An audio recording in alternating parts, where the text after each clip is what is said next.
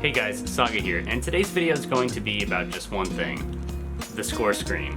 And by score screen I mean both the compulsively checked in-game score screen and the score screen that you can find after the game when you look at somebody's profile, or you look at your friend's profile, or your enemy's profile. Now, a reoccurring theme with me is that statistics are always misleading. Not only do they completely fail to tell a full story, but sometimes the story they tell is misleading. It oftentimes rewards bad play, or rewards things that shouldn't be rewarded. So I want to look at the idea of a score screen from two perspectives, from both the design perspective, which will be second, and from the player's perspective, the competitive perspective. So let's start with competitive. So from a competitive perspective, what does the score screen get you? When you're in a game and you're playing a match, and you see the score screen, and you see that you have all the gold medals and you're playing DPS, you feel like you're doing a good job.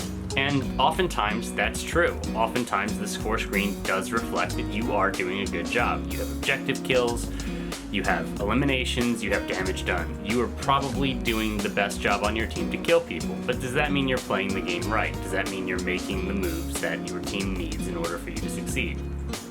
No. It doesn't. And this surprises people because I think a lot of people look at that score screen and assume if I'm on top, I'm the one who shouldn't change, I'm the one who's doing the best. Sometimes you have to ask yourself what your team needs, and sometimes that's damage, sometimes that's a different damage dealer, or a tank, or even a support. And I know it's hard for most people when they are doing exceptionally well at DPS to step down, and I guess that's how it feels, to step down and play a support instead.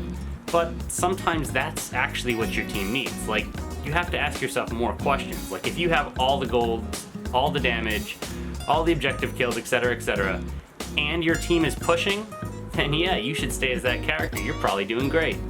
But if you have all the golds and your team isn't really getting anything done, this is when you need to reevaluate and say, is there something I can change?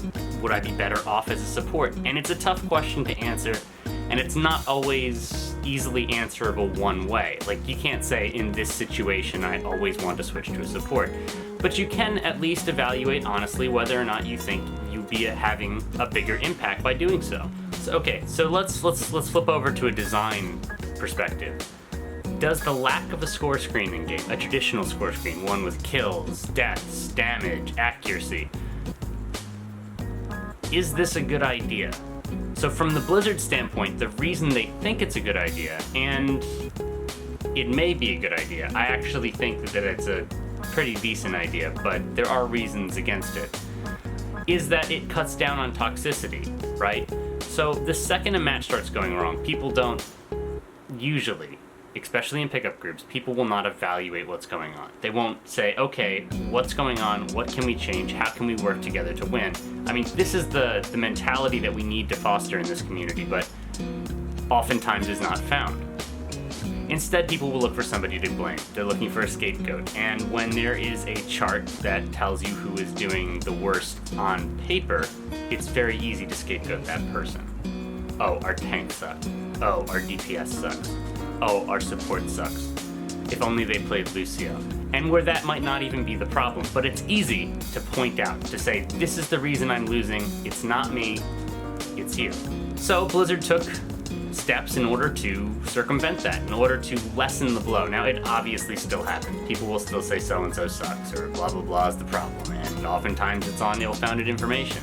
Sometimes actually having a scoreboard that is, filled with information for everyone to see could stop some of those people from being wrongfully accused. But the question isn't to ask, how do you avoid weird scapegoating situations? I think that they are unavoidable. Instead, the question is whether or not you have a better game because of it. I think that Blizzard is onto something by giving only select information. However, I think that the information they give is poorly chosen, and that other statistics should be made available for in-game decision-making. So say you're a Mercy, right? And you want to blue beam somebody. How do you choose the right person to blue beam? Maybe you have a McCree that's shooting 60% accuracy. He would be devastating to blue beam all the time. But you don't know that. So instead you blue beam somebody else. And as a result, you're getting a less competent team than you would in a pug, because pugs don't play together. That's the idea of a pickup group. And if they're not playing together, they have no chance to realize who's better at doing what. More information for players to make intelligent decisions, I think, is always a good idea. Things like accuracy could be helpful. Things like crit percentage based on the amount of shots fired, for example, would be helpful too. So now you know not only who is accurate, but who is deadly.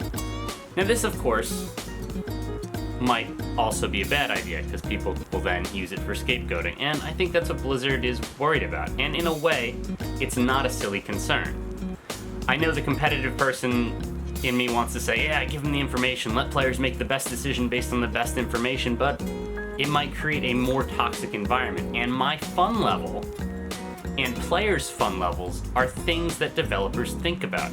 It's a development talk. It's worth talking about and considering, and it has this unseen effect on how you enjoy and play the game, in that if it was disregarded and if the normal score screen was in the game, we might be having a not as fun time playing Overwatch because of just the toxicity level jump. Alright, let's go back to competitive. We're in a competitive mindset now. We're only thinking about things that matter to players who want to win. It's no longer about fun, it's about effectiveness. Look at your career profile. This is one of the most misleading pieces of information. One, your career profile is going to show win percentages, blah blah blah, KDR, but all of this is affected by whether or not you're playing in solo queue, or in groups, or with a healer, or you might have a massively good KDR with a certain character, but that's because every time you play it, you're playing being pocketed by a Mercy. All of these statistics are pretty terrible because there's absolutely no context. I think you could clear this up a little. Maybe if we implemented just a single solo queue, where like only solo queue players play with other solo queue players as opposed to this hodgepodge of groups. Yes, that increases queue time from a development standpoint, but maybe it would give you more complete statistics. But you know, even then, statistics will never be complete because you'll have things like people changing their sensitivity, like I recently did. Very soon you're gonna see the video on that, and basically my SR curve looked like this. And I hit about, rock bottom and then started to go right back up. But because that happened like that, my accuracy right now for McCree is 43 or 44%, when in game I'm always shooting over 50. So it's just incredibly misleading for anyone who's looking. So why do we have these statistics? Are these helpful in some way? Yes, but only in the most vague and watery senses. They give you a general idea of who's doing what. But it's so vague, and there's so much margin for error, and there's so many variables that are not considered that it's not reliable. So what is there to take away from this video? Basically I said statistics are incredibly unreliable, and that there's not enough information for you to evaluate whether someone's good or not based on their career profile, based on their in-game medals. I did say it gives you some kind of watery general idea, and it does do that. But they're not enough to make intelligent decisions about. So if you want to play with somebody, or if you want to decide whether or not somebody is good or bad, hurting the team, needs to change roles, how do you make those decisions? And unfortunately, my only answer to you is use your best judgment. And by that I mean take into account things like positioning, who they're playing with, who's helping them, whether or not they're doing the right things at the right time. I mean, it takes an actual review of somebody's play in order to make a decision in this game. Don't prejudge, judge people by the way they actually play, as opposed to, the scoreboard. They may have made decisions that got themselves killed in order to help the team, or they might have, there's a variety of factors. My point is, you need to be smart, you need to evaluate for yourself, and decide whether or not the things you are doing are correct, whether or not the things your team is doing is correct, and even if you decide that somebody is doing something terribly wrong, remember, don't be toxic. Toxic teams almost never win. One last thing, guys, this video was meant to be a discussion. I want to know what you guys think about the score screen. Is it useful to have medals? Would you rather not have anything? Would you rather have more information? If so, what information would you have? And I want you to give me your questions in a framed way. Like, I want you to say, from a design perspective or from a competitive perspective, I think this would be more useful, or I think this would be better. And sorry this video is so quick. I'm not actually supposed to be working today, and I was hoping that this type of format would suffice, to engender some kind of discussion among you guys. Also, tomorrow's video is going to be about a fan question about Temple of Anubis. So if you have any questions about Temple Anubis Objective A, we're going to be talking about attacking, but I'll also answer defensive questions if you want to leave those in the comments as well. All right, guys, that's it for today. I'm going to see Doctor Strange. I'll see you tomorrow.